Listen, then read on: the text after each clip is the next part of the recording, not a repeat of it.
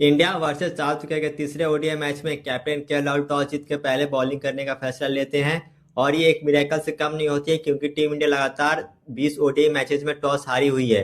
तो 20 ODI match में toss हारने के बाद फाइनली एक टॉस जीतती है, तो इसमें प्लेयर्स, फैंस और सभी मतलब खुशी का माहौल रहता है। अब प्लेइंग 11 की बात करें तो टीम इंडिया सेम प्लेइंग 11 के साथ जाती है, बस सिर्फ एक चेंजेस होते हैं।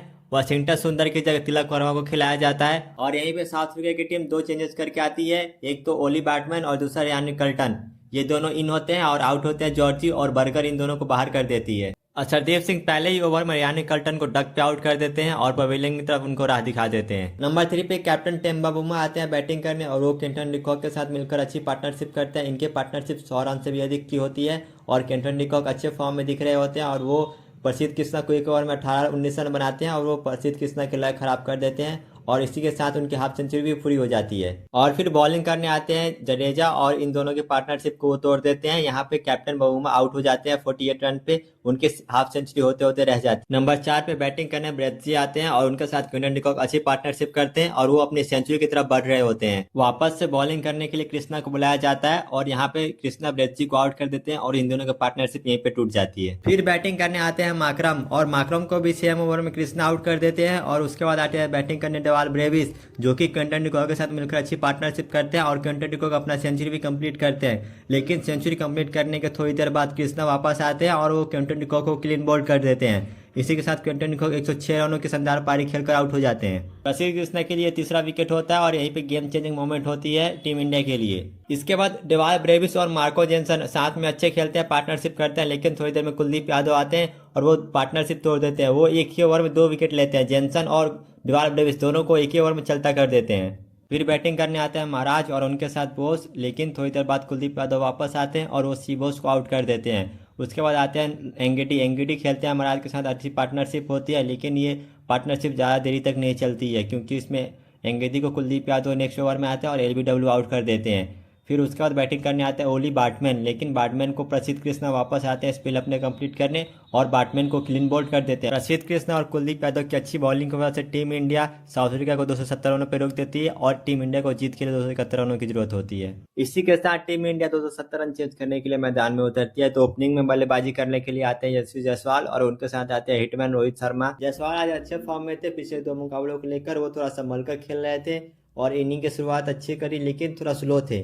तो धीरे धीरे उन्होंने अपने आप को गेयर अप किया, और प्रेशर उनके ऊपर बन रहा था, लेकिन वो प्रेशर 6 से रिलीज किया, और उनको देख के रोहित शर्मा ने भी एक 6 लगाया और प्रेशर रिलीज किया, और टीम इंडिया अच्छे बैलेंस के साथ आगे बढ़ रही थी। और इसी के साथ रोहित शर्मा 14वें ओवर में सिंगल लेते हैं और अपना 20,000 इंटरनेशनल रन पूरा करते हैं, और ऐसा करने वाले वो चौथे इंडियन प्लेयर बनते हैं। ऐसे ही खेलते खेलते रोहित शर्मा 50 रन के करीब पहुंच जाते हैं, और जब 19वें ओवर में केशव महाराज बॉलिंग करने आते हैं, तब उस ओवर में रोहित शर्मा सिंगल लेकर अपने 50 रन कंप्लीट करते हैं, और उसके बाद वो गेयर अप करते हैं। 50 रन होने के बाद वो सी बोस को अगले ओवर में 6 मारते हैं, और उनके अगेन एक और ओवर आती है, उस ओवर में एक और लंबा हिट मारते हैं। धीरे धीरे वो अपने स्ट्राइक रेट भी तेज कर लेते हैं।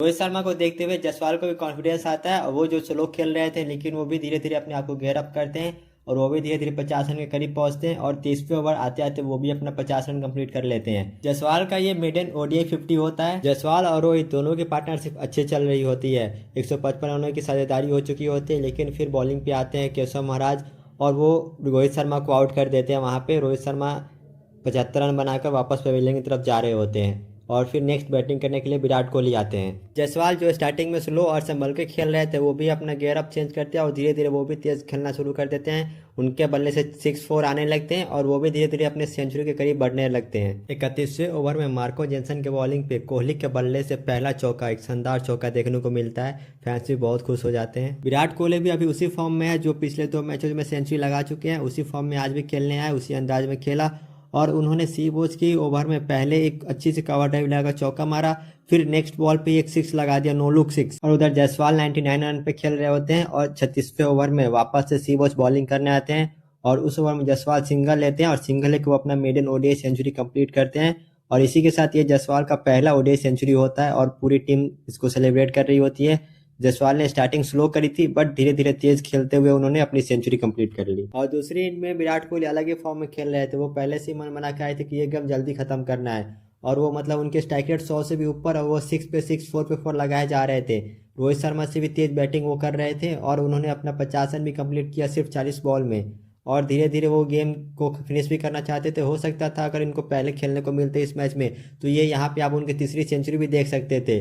लेकिन तीसरी सेंचुरी तो नहीं, लेकिन आप ये 50 इस मैच में देख लो। और विराट कोहली की इसी तेज तरह की इनिंग की मदद से टीम इंडिया यह मैच जीत जाती है और इस मैच के साथ साथ ये सीरीज भी टीम इंडिया 2-1 से जीत जाती है।